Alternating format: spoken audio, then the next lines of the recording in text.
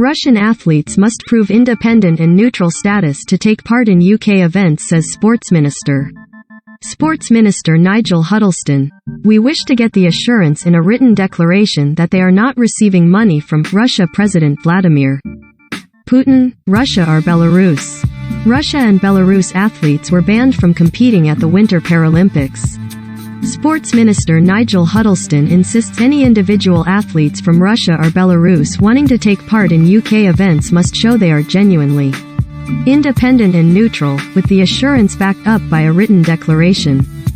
Earlier this month, 37 countries joined together to make a collective call for further international sporting sanctions on Russia and Belarus following the invasion of Ukraine.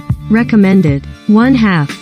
Is this $47 monocular better than $3,000 telescopes? Sponsored by DailyTechLifestyle.com. Read more. Recommended by. Brokered by the UK, the strongly worded statement followed a virtual summit convened by Huddleston and Culture Secretary Nadine Dorries on March 3 with France, Germany, Japan, Australia, Canada and the United States among the signatories. At the Winter Olympics in Beijing, Russian athletes did not compete under their nation's banner and instead represented the ROC, Russian Olympic Committee. The International Paralympic Committee, though, later opted to ban both Russia and Belarus athletes from the Winter Paralympics in the wake of the invasion of Russia, and Turkey will rival UK. PM Boris Johnson. Russia bid for Euros is beyond satire.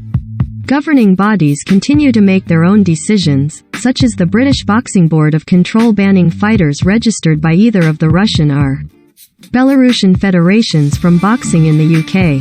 Huddleston maintains if any individual from those countries did want to request entry to a competition hosted in the UK, then it should only be considered under a specific set of criteria.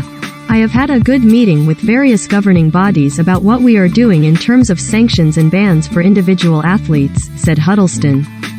We did make the request to governing bodies relating to individual sportspeople that if they, Russians or Belarusians, wish to participate in a UK sport, they are independent and neutral, and genuinely so.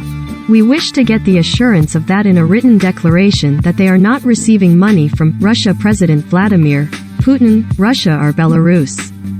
That they will not be making supportive comments of Putin, Russia or Belarus.